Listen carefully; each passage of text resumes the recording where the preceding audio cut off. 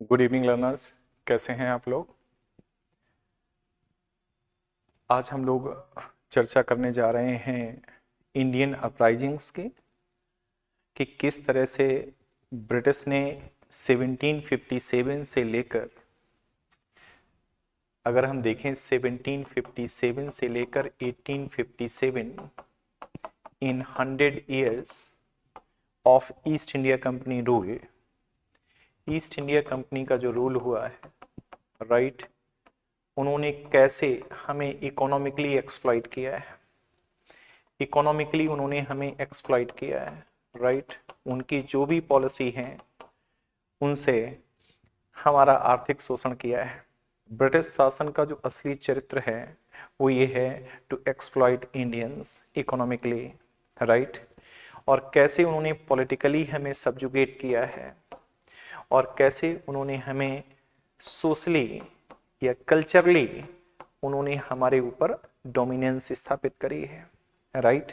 तो इन 100 ईयर्स में east India company ने भारतीयों का आर्थिक शोषण किया है, राइट। पॉलिटिकली उन्होंने सब्जुगेशन किया है, आधिपत्य स्थापित किया है, और हम सांस्कृतिक तौर पर देखेंगे तो उन्होंने हमारे ऊपर प्रभुत्व स्थापित किया है, राइट, 100 ईयर्स में। तो इसका रिजल्ट क्या हुआ? इसका रिजल्ट हुआ क्या कि यहां पर हम देखेंगे तो पीजेंट अपराइजिंग हुई है, पीजेंट अपराइजिंग्स, राइट। यहां पर अगर हम देखेंगे तो ट्राइबल अपराइजिंग हुई है, ट्राइबल अपराइजिंग ये पढ़ने को मिलेगा। यहां पर अगर हम देखेंगे तो सिविल अपराइजिंग हुई है, राइट। और हम पराकाष्ठा अगर जाकर देखेंगे तो वो पराकाष्ठा होगी रिवोल्ट ऑफ 1857, राइट। तो ये सब कुछ यहां पर अगर हम देखें तो फैक्ट बेस्ड आपसे पूछ लेता है कि कोल विद्रोह कहां हुआ। कुछ विद्रोह हैं आपकी बुक में दिए गए होंगे या एनसीईआरटी में होंगे, तो ईयर क्या है और प्लेस क्या है, राइट, लीडर कौन है। तो ये कुछ बेसिक पूछ लेता है यहाँ पर। ये आपके लिए मैं होमवर्क दे रहा हूं। हमारे लिए चर्चा है रिवोल्ट ऑफ 1857। एक शब्द होता है रिवोल्यूशन, जैसे फ्रेंच रिवोल्यूशन। तो रेवोल्यूशन का मतलब क्या होता है? जब हम एग्जिस्टिंग ऑर्डर का विरोध करते हैं और उसकी जगह हम नया ऑर्डर लाना चाहते हैं तो उसको हम रेवोल्यूशन बोलते हैं। नया ऑर्डर का मतलब है नई व्यवस्था लाना चाहते हैं। जैसे फ्रेंच रेवोल्यूशन हुआ, रशियन रेवोल्यूशन हुआ। मूवमेंट क्या होता है कि हम एग्जिस्टिंग ऑर्डर में कुछ रिफॉर्म करना चाहते हैं। जैसे नॉन कोऑपरेशन मूवमेंट हुआ, सिविल डिसोबीडिएंट मूवमेंट हुआ, तो हम कुछ रिफॉर्म की मांग कर रहे हैं तो हम उसको मूवमेंट बोलते हैं। लेकिन रिवोल्ट का मतलब ये होता है कि हम एग्जिस्टिंग ऑर्डर को जड़ से खत्म कर देना चाह रहे हैं, लेकिन न्यू ऑर्डर हमारे पास क्या है इसके बारे में हमारे पास कोई प्लान नहीं है। तो दैट्स वाई ये 1857 का जो विद्रोह है उसको हम रिवोल्ट मानते हैं, राइट। क्योंकि विद्रोह की समान भावना तो थी सभी के पास, लेकिन नेक्स्ट ऑर्डर क्या होगा इसका कोई सॉलिड प्लान हमारे पास नहीं था, राइट। तो ये अंतर होता है मूवमेंट, रेवोल्यूशन और रिवोल्ट में, राइट। अपराइजिंग्स क्या होते हैं? सडनली होते हैं और एक सर्टेन एरिया में होते हैं तो उनको हम अपराइजिंग बोलते हैं, राइट। अब हम देखेंगे रिवोल्ट ऑफ 1857। तो फर्स्ट इमीडिएट कॉज क्या था और कॉजेस क्या थे। एक इमीडिएट कॉज होगा लेकिन उसके कॉजेस कई सारे होंगे। तो कॉजेज में हम जो चर्चा करेंगे वो चर्चा हमारी होगी क्या, जब हम कॉजेज की बात करेंगे तो कॉजेज में इकोनॉमिक कॉजेज होंगे, इकोनॉमिक कॉजेज होंगे, फिर पॉलिटिकल कॉजेज होंगे,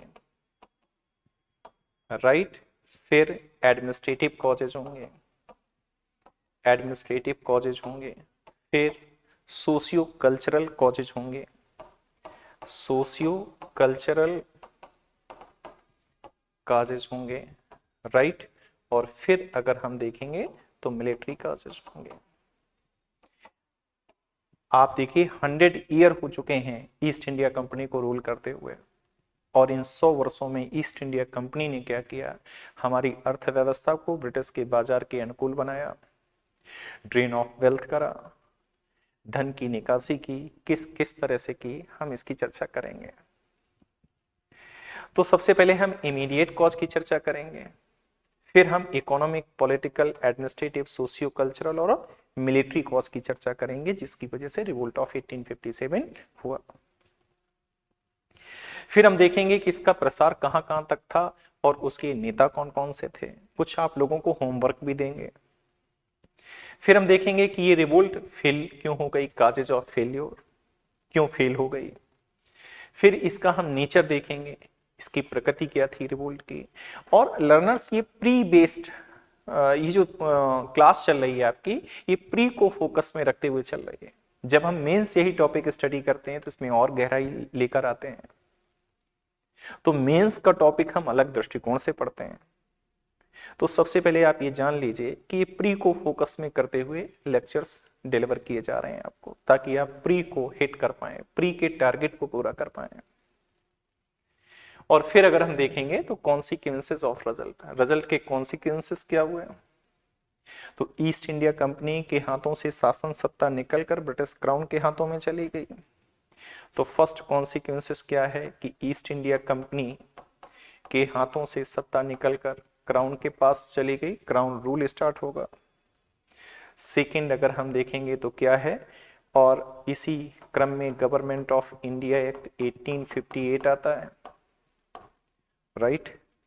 और 1 नवंबर 1858 को इलाहाबाद में एक दिन की कैपिटल बनाई जाती है और इलाहाबाद से ये घोषणा की जाती है औपचारिक तौर पर कि अब इस देश की जो एम्प्रेस हैं वो विक्टोरिया होंगी, क्राउन, ब्रिटिश क्राउन होंगी, राइट। इलाहाबाद क्यों चुना गया ये घोषणा करने के लिए? इलाहाबाद दरबार लगाया गया। भारत में 3 बार दिल्ली दरबार लगे हैं, 1 बार इलाहाबाद दरबार लगा है। तो ये जो इलाहाबाद इसलिए स्थान चुना गया कि उस समय मेरठ, आगरा, दिल्ली ये सब हिंसा से प्रेरित थे, इन सब में वायलेंस एक पराकाष्ठा पर हो चुकी थी। तो एक पीसफुल स्टेट प्लेस चुना गया इलाहाबाद। तो यहाँ पे देखेंगे कि 1 नवंबर 1858 को एक इलाहाबाद दरबार लगा, राइट। और उसमें घोषणा की गई, औपचारिक घोषणा की गई कि अब शासन सत्ता ईस्ट इंडिया कंपनी के हाथों से निकलकर क्राउन के हाथ में चली गई है, राइट। फोर्थ अगर हम देखेंगे तो कॉन्सिक्वेंसेस क्या है कि जो मिलिट्री और कंपोजिशन है वो चेंज कर दिया गया। यूरोपीय सैनिकों की संख्या सेना में बढ़ाई गई, राइट।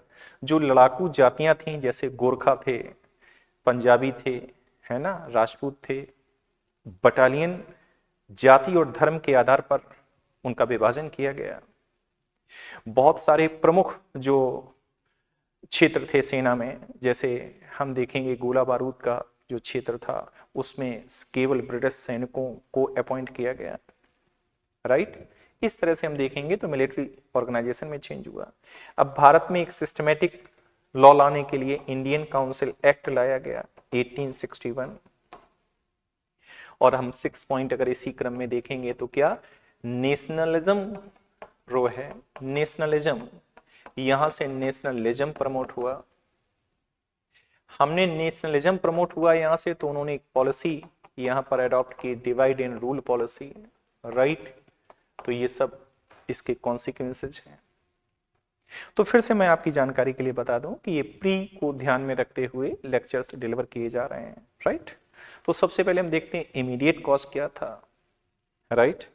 आप ये मानते होंगे या ये आप जान रहे होंगे कि 100 वर्ष हो चुके हैं ईस्ट इंडिया कंपनी को भारत में शासन करते करते। 100 वर्ष का समय काफी बड़ा होता है। अभी हमने 77 जो है वो 77 रिपब्लिक डे सेलिब्रेट किया है अभी, राइट। 77 ईयर का टाइम, ये तो 100 ईयर्स का टाइम है। तो हम यहाँ पर देखते हैं क्या फर्स्ट इमीडिएट कॉज क्या था। तो इमीडिएट कॉज क्या था रिवोल्ट ऑफ 1857। यूं तो इसके पहले कई सारी अपराइजिंग्स हुए हैं, चाहे वो हम ट्राइबल अपराइजिंग देखें, जल जंगल जमीन के अधिकार उनसे छीन लिए गए, या फिर हम पीजेंट अपराइजिंग देखें, हैवी टैक्सेशन, राइट। या फिर हम देखें सिविलियन अपराइजिंग्स, लेकिन उसकी पराकाष्ठा अगर हम जो देखते हैं तो वो कहां देखते हैं, रिवोल्ट ऑफ 1857। तो इमीडिएट कॉज क्या था, इशू ऑफ ग्रीस्ड कार्टेज। दरअसल पहले जो पुरानी राइफल थी वो ब्राउन बेस राइफल थी, अभी ब्राउन बेस राइफल की जगह इनफील्ड राइफल का इस्तेमाल किया गया। इनफील्ड राइफल में जो कार्टेज पड़ता था उसको हमें उसकी अपर कैप को मुंह से खोलना पड़ता था, जिसमें गाय और सुअर की चर्बी का मामला था, और ये र्यूमर बड़ी तेजी से फैला भी। तो हम देखेंगे क्या एक घटना होती है 29 मार्च 1857 को इसी इश्यूज को लेकर के। Grease contained beef and pork fat. तो क्या घटना है 29 मार्च 1857, मंगल पांडे का नाम सुना होगा, right. Bengal native infantry Barrackpore में थी और उसमें मंगल पांडे ने इसी की बात को लेकर के, इसी घटना को लेकर के क्या किया, 2 ब्रिटिश ऑफिसर, पहला बाग, जनरल बाग और ह्यूक्सन, इसको मार दिया। हालांकि बाद में मंगल पांडे को फांसी हो गई, मंगल पांडे वॉज हैंग्ड। लेकिन ये घटना एक बड़ी घटना थी कि एक भारतीय सिपाही ने, टिपिकल हिंदू ब्राह्मण ने क्या किया, सेना के अंदर इतनी बड़ी घटना को अंजाम दे दिया। ये र्यूमर आगे हम देखेंगे कि एक घटना 10 मई 1857 को होती है। अब हम इस घटना को सिर्फ इतना बतलाना चाहेंगे कि सैनिकों ने इसी मामले को लेकर के विरोध किया, और इस विरोध के परिणाम स्वरूप क्या हुआ, 12 मई को क्या हुआ, 10 मई को क्या हुआ कि मेरठ की जो बटालियन थी उसके सैनिकों ने न केवल विद्रोह कर दिया बल्कि वहां से वो दिल्ली की ओर चले एकजुट होकर, और 12 मार्च को वो दिल्ली पहुंचे। 10 मार्च की ये घटना है जब उन्होंने विरोध किया, विद्रोह किया। 12 मार्च को वो दिल्ली पहुंचे, और दिल्ली पहुंचने के बाद वो जफर से मिले, बहादुर शाह जफर से, और जफर को अपना नेता घोषित किया, बहादुर शाह जफर को, Impress of the India, right. तो ये घटना है। लेकिन हम देखेंगे कि इसका कारण इमीडिएट काज ने तो सिर्फ आग में घी डालने का काम किया।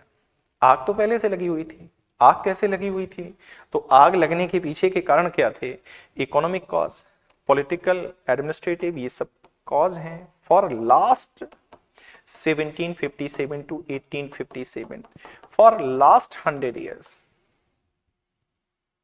तो एक एक पर हम लोग इस पर डिस्कशन करते हैं। फर्स्ट, इकोनॉमिक कॉज क्या है। आप देखेंगे मैं 100 ईयर्स की बात कर रहा हूं।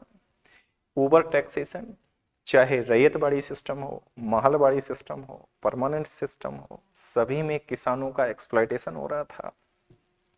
एक्सप्लॉयटेशन का कोई सलूशन भी नहीं था, किसानों की आवाज सुनने वाला भी कोई नहीं था। तो एक ओवर टैक्सेशन इशू था।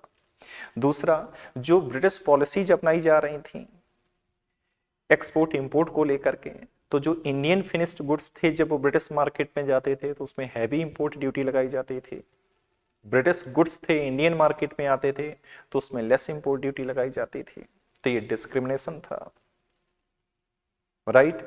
और हमारी इकोनॉमी को इस तरह से भी चेंज कर दिया गया था कि हमारी इकोनॉमी रॉ मटेरियल का, ब्रिटेन को रॉ मटेरियल का सप्लायर, और ब्रिटेन के जो फिनिश्ड गुड्स हैं उनका हम देखेंगे कि फिनिश्ड गुड्स का परचेजर इंडियन मार्केट को बना दिया गया था, भारतीय अर्थव्यवस्था को बना दिया गया था। तो एक डी इंडस्ट्रियलाइजेशन भी हुआ, कॉमर्शलाइजेशन ऑफ एग्रीकल्चर हुआ, ब्रिटिश को इसमें फायदा था, राइट। तो हम देखेंगे फिर क्या है, complete destruction of native commerce. इसके अलावा British rule had became synonyms with famine. अकाल जो पड़े हैं सर, ग्रेट फेमाइन, भारत में जो अकाल पड़ते थे एक एक बारी में कई कई हजार लोगों की मौत हो जाती थी। Poverty, landlessness, deprivation, bounded labour and economic dependency, ये भी सब कारण थे। तो ये इकोनॉमिक फैक्टर लास्ट 100 ईयर्स के थे। इससे हुआ क्या, जो इकोनॉमिक इंटरेस्ट थे किसके, पीजेंट के, आर्टिजियंस के, ट्रेडिशनल जमींदार। ट्रेडिशनल जमींदार का मतलब है हम उन जमींदार की बात कर रहे हैं जो यूपी बिहार के जमींदार हैं। हम बिल्कुल परमानेंट सेटलमेंट के जमींदारों की बात नहीं कर रहे हैं। परमानेंट सेटलमेंट के जो अंतर्गत जमींदार थे वो तो ब्रिटिश सपोर्टर रहे हैं, राइट। फिर हम देखेंगे मर्चेंट्स हो गए, बैंकर्स हो गए, इन सब के हितों पर बुरा असर पड़ा। तो हम इस निष्कर्ष पर पहुंचे कि लास्ट 100 ईयर्स में जो ब्रिटिश इकोनॉमिक पॉलिसी थी, उन्होंने इन सभी के इंटरेस्ट को बड़ा नुकसान पहुंचाया। राइट, ठीक है। तो अगर इनके इंटरेस्ट प्रभावित हुए हैं तो ये अगेंस्ट होंगे। All the sections of the society were against the British rule, British East India company rule, सब कंपनी रूल के अगेंस्ट में थे, क्योंकि कंपनी ने भारत के एक बड़े सेक्शंस को, सिर्फ अर्बन मर्चेंट की अगर हम बात करें जो डायरेक्ट ट्रेड करते थे विद ईस्ट इंडिया कंपनी, उनके हितों को छोड़ दें तो लगभग सभी सेक्शंस के जो इंडियन सोसाइटी में हित हैं वो प्रभावित हुए, इफेक्टेड हुए। तो ये इकोनॉमिक कॉज है। इसी के साथ अगर हम बात करें एडमिनिस्ट्रेटिव कॉज क्या है, तो एडमिनिस्ट्रेटिव कॉज यही है कि रेशियल डिस्क्रिमिनेशन था, white versus black, white versus black. Discrimination काफी कष्ट पहुंचाता है। कभी भी आप सोसाइटी में जब भेदभाव के अंतर्गत कुछ देखते होंगे अपने संदर्भ में, तो पीड़ादायक होता है। तो रेशियल डिस्क्रिमिनेशन एक सबसे बड़ा कारण था।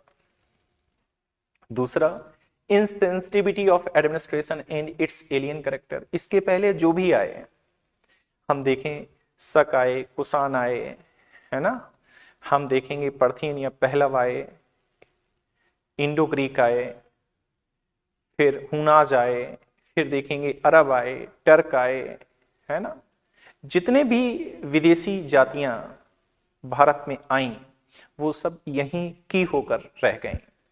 कभी मुगलों ने, सुल्तानों ने ये नहीं किया कि मुगल किंग ने या सुल्तान ने यहां से ड्रेन ऑफ वेल्थ किया हो और मिडिल ईस्ट में जाकर के भारतीय धन को पहुंचाया हो, ड्रेन ऑफ वेल्थ करा हो। वो सब यहीं आए, यहीं के होकर रह गए।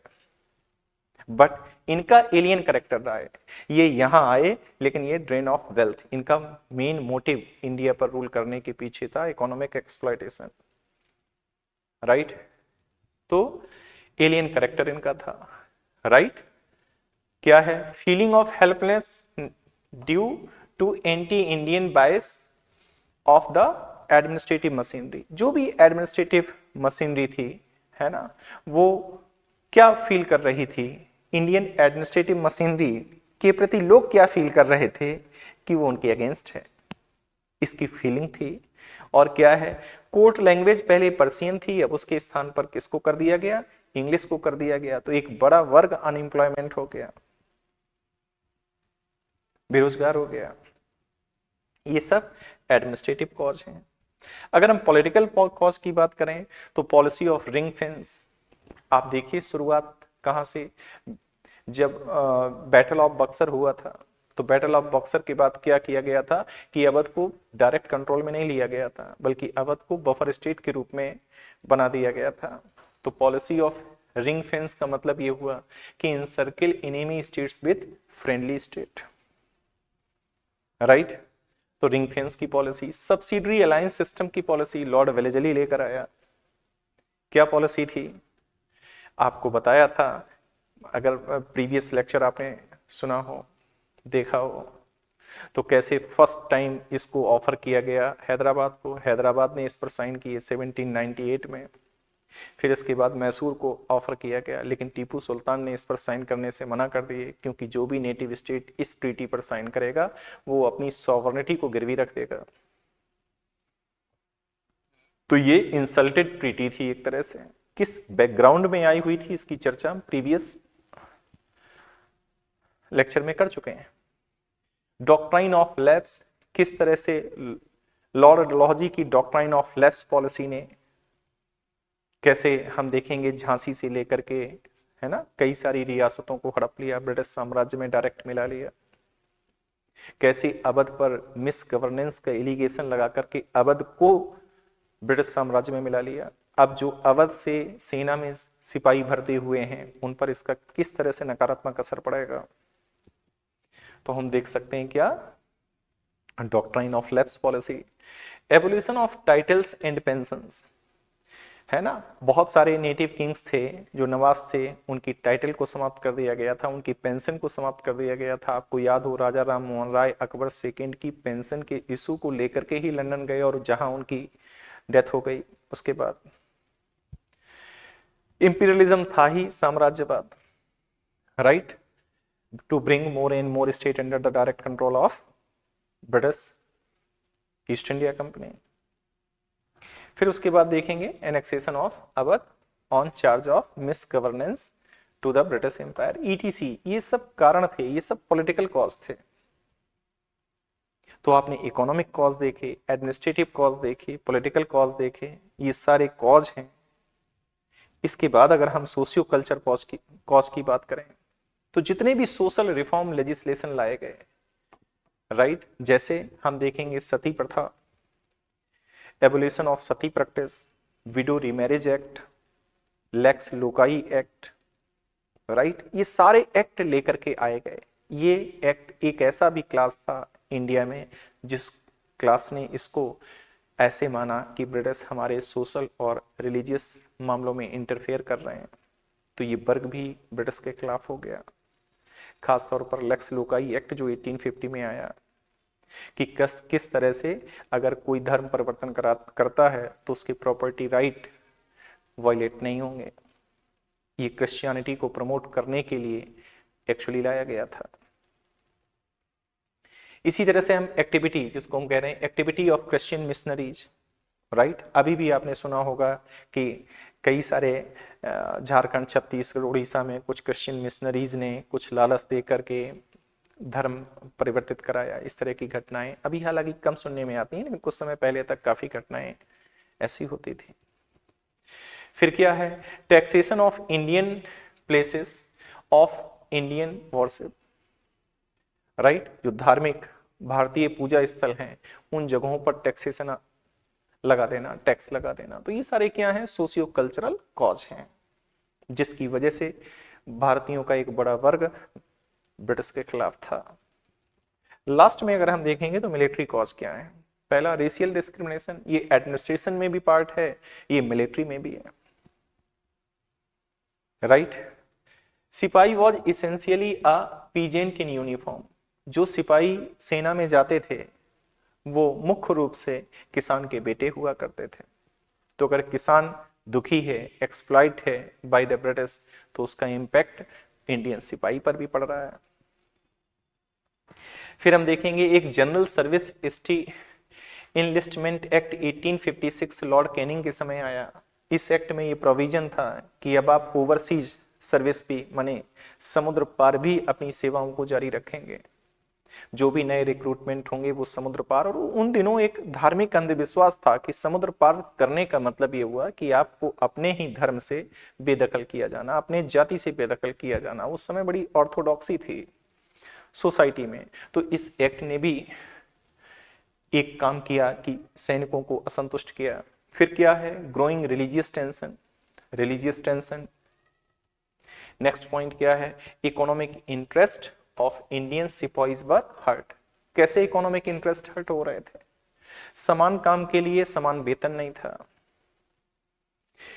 इंडियन सिपाही को उसी काम के लिए सैलरी कम मिलती थी, जबकि यूरोपियन सिपाही को उसी कार्य के लिए वेतन ज्यादा मिलता था।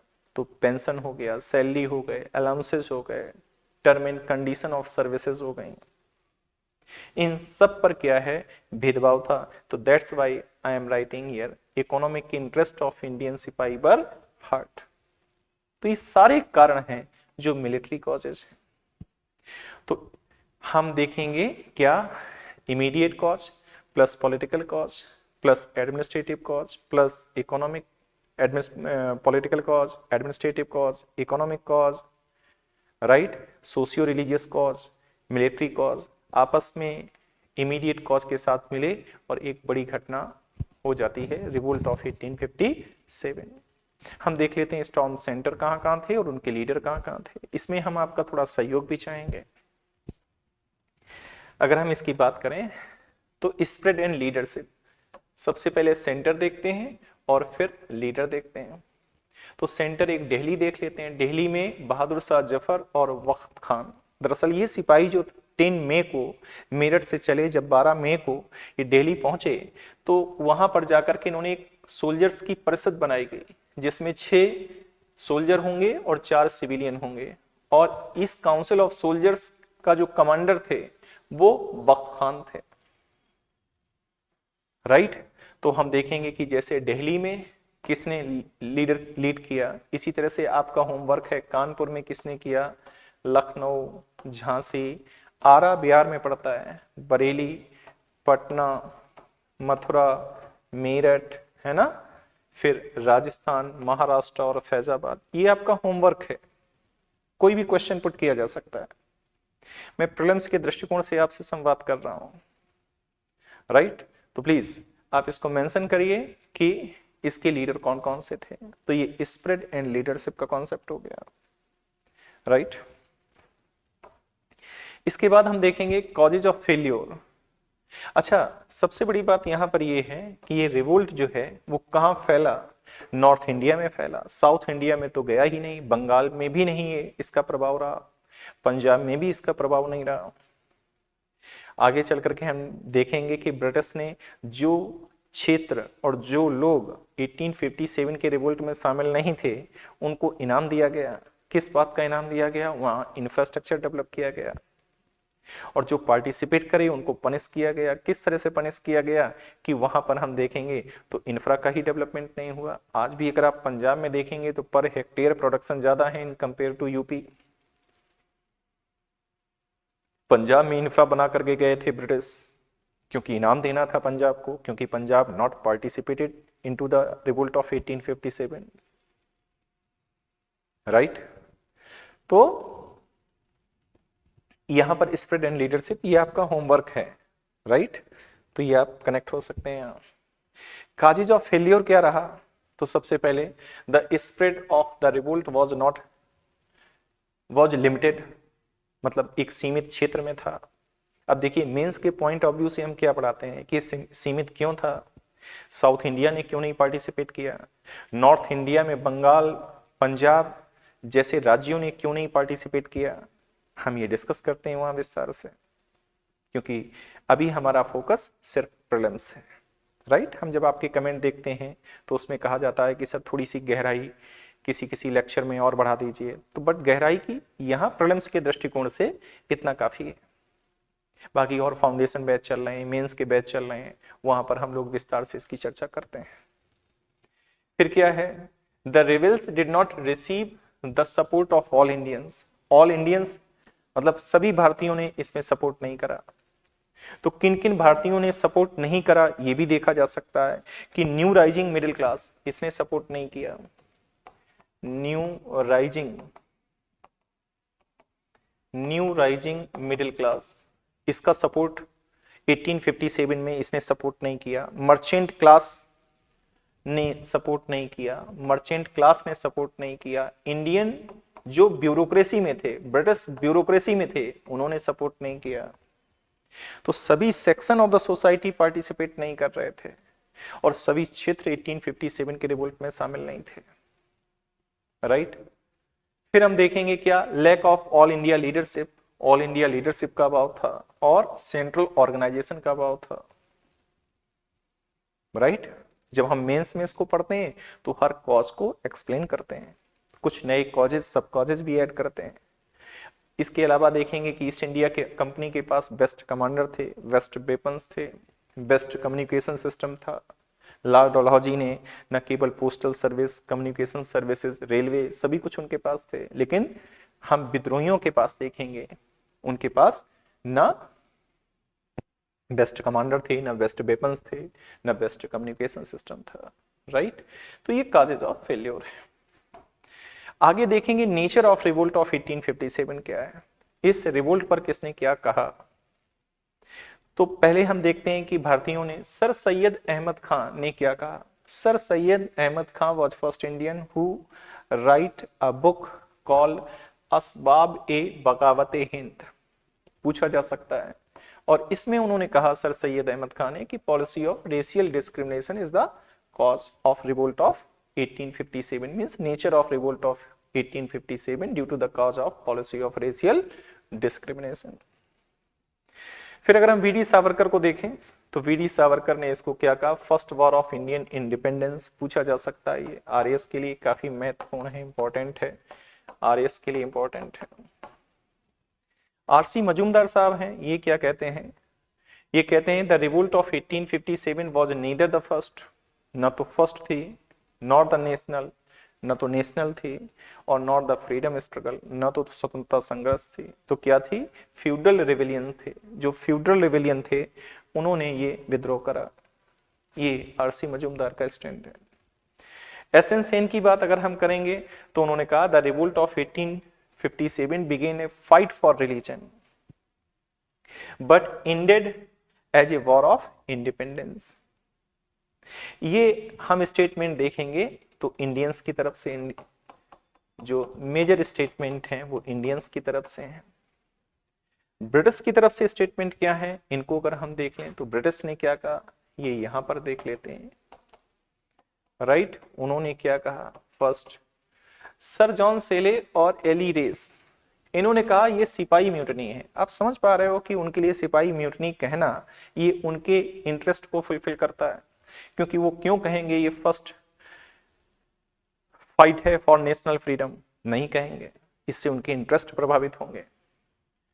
एक जेम्स आउटरम है, वो बोलते हैं war of Hindu and Muslim, H for Hindu and Muslim against Christian, बकवास है, पर कहा है, राइट। हिंदू और मुस्लिम ने क्रिश्चियन के खिलाफ युद्ध किया है, राइट। जैसे अभी ट्रंप कह दे रहे हैं, ट्रंप महोदय कह रहे हैं ग्रीनलैंड के बारे में, यूरोप को डरा रहे हैं कि रसिया और चाइना ग्रीनलैंड पर कब्जा कर लेंगे, है ना। तो डराना जरूरी है, डर के आगे जीत है, जरूरी नहीं हर समय डर के आगे जीत ही हो। फिर बेंजामिन डिज़राइली ने क्या कहा, the revolt of 1857 did contain some national element. इसने कहा रिवोल्ट ऑफ 1857 में कुछ राष्ट्रीय तत्व भी मौजूद थे।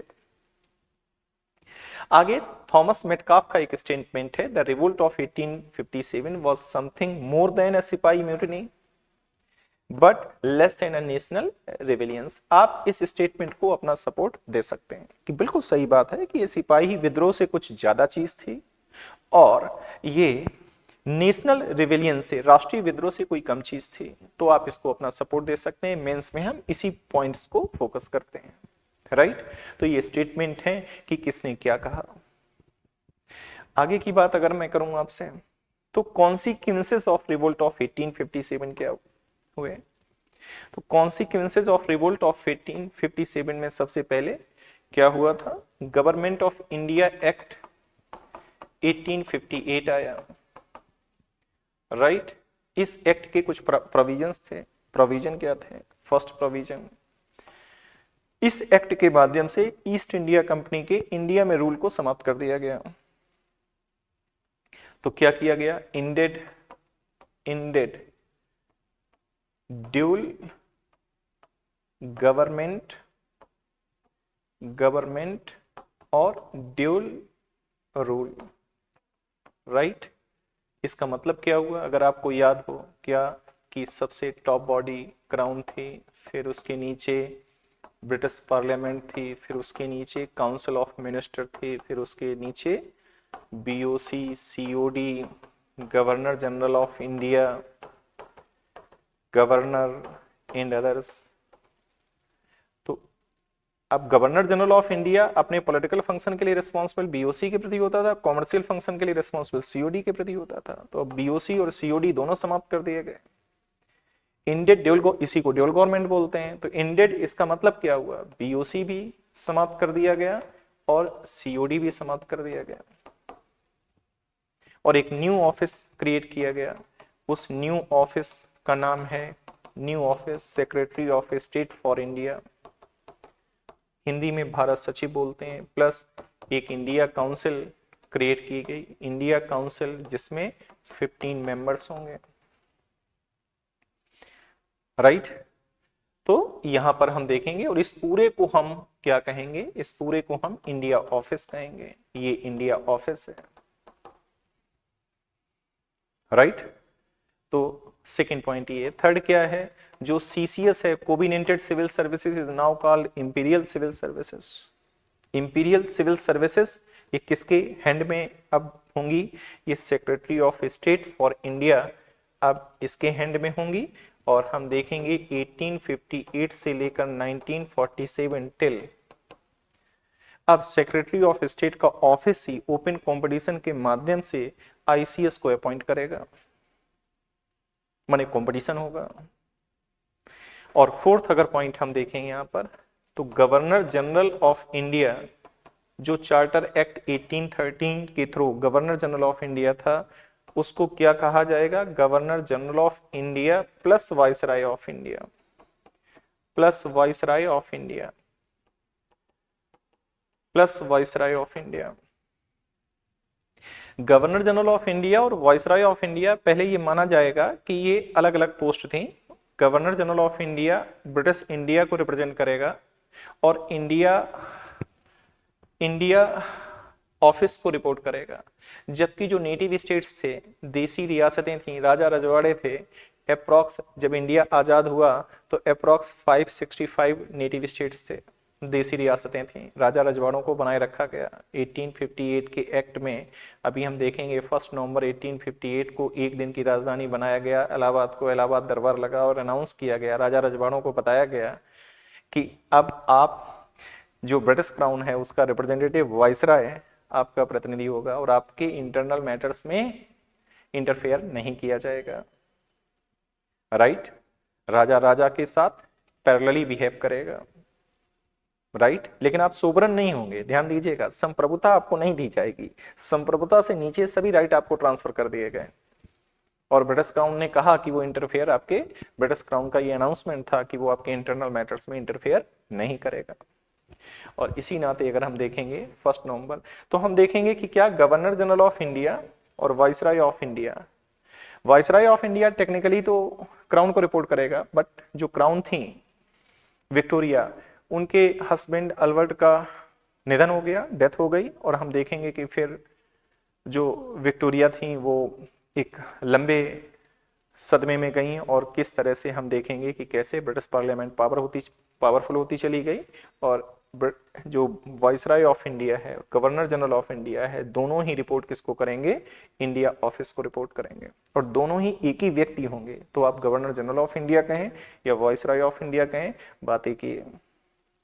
After the government of India act 1858, तो एक प्रोविजन तो ये था कि गवर्नमेंट ऑफ इंडिया एक्ट। दूसरा क्या है? कॉन्सिक्वेंसेस। अगर हम फर्स्ट यहाँ पर ये पॉइंट रखें, गवर्नमेंट ऑफ इंडिया एक्ट, दूसरा पॉइंट क्या है? सेकेंड पॉइंट की चर्चा अगर मैं करूं आपसे तो क्या है? इंडियन नेशनलिज्म प्रमोट हुआ, इंडियन नेशनलिज्म प्रमोट हुआ, राइट। नेशनलिज्म प्रमोट हुआ, बहुत बड़ी कैजुअलिटी हुई, बल्कि ब्रिटिश पार्लियामेंट के किसी एक मेंबर ने कहा, मुझे नाम याद नहीं आ रहा है, कि 100 वर्षों के पश्चात ईस्ट इंडिया कंपनी ने कैसा शासन किया कि इस तरह का विद्रोह हो गया। दूसरा सवाल यह पूछा गया कि इस विद्रोह में इतनी बड़ी कैजुअलिटी हुई, मतलब इतनी बड़ी कैजुअलिटी हुई 1857, तो आखिर ईस्ट इंडिया कंपनी भारत में कर क्या रही थी? तो हम देखेंगे इंडियन नेशनलिज्म प्रमोट हुआ। तीसरा point, military organisation, military reorganisation हुआ, मिलिट्री रीऑर्गेनाइजेशन हुआ, माने अब यूरोपीय सिपाही की जो संख्या है वो बढ़ा दी गई तुलना के इंडियन सिपाही के। और दूसरी कुछ जो लड़ाकू जातियां थीं, राइट, उनको जैसे रिक्रूट किया गया, फॉर एग्जाम्पल राजपूत, यादव, जाट, सिख, पठान, गोरखा, है ना। तो ये ट्रेडिशनल फाइटिंग फोर्स को शामिल किया गया compare to typical Hindu and Muslim family. उनके बजाय हम कहा ट्रेडिशनल फाइटिंग फोर्स के स्थान पर हम किसको लेकर के आए? हम इन फाइटिंग फोर्स को लेकर आए, राइट। हम देखेंगे क्या? फोर्थ पॉइंट यहां पे देखेंगे हम क्या? इसके अलावा उन्होंने इसके बाद एक खेल खेला, डिवाइड एंड रूल पॉलिसी। अगर आपसे पूछा जाए कि what is the important feature of revolt of 1857, तो इंपॉर्टेंट फीचर क्या है? इंपॉर्टेंट फीचर एक ये हिंदू मुस्लिम यूनिटी, ये स्पेसिफिक फीचर है, स्पेशल फीचर है ऑफ रिवोल्ट ऑफ 1857, राइट। तो ये कुछ प्रॉब्लम्स के पॉइंट ऑफ व्यू से। और फिफ्थ अगर हम पॉइंट देखेंगे तो इंडियन काउंसिल एक्ट आया, इंडियन काउंसिल एक्ट 1861 आता है। ये एक्ट काउंसिल, जब भी काउंसिल एक्ट आएगा तो इसका मतलब है काउंसिल से जुड़े कुछ चेंजेस होंगे, इधर इंपीरियल लेजिस्लेटिव काउंसिल और सेंट्रल लेजिस्लेटिव काउंसिल और provincial legislative council. Provincial legislative council पहली बार यहीं पर उनका फॉर्मेशन होता है, इसके पहले प्रोविंशियल लेजिस्लेटिव काउंसिल आपने कहीं नहीं सुना होगा, तो हम इसको डिस्कस करेंगे, राइट। ये हमारा नेक्स्ट पार्ट होगा। तो हम फिर से एक बार रिवीजन के तौर पर आ जाते हैं, क्या हमारे पॉइंट्स क्या थे।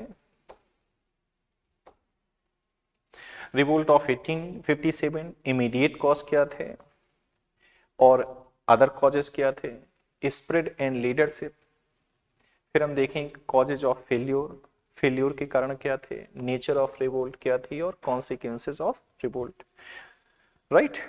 तो आज के लिए इतना ही, नमस्कार। कल हम लोग अपने समय पर फिर मिलेंगे। Okay, bye.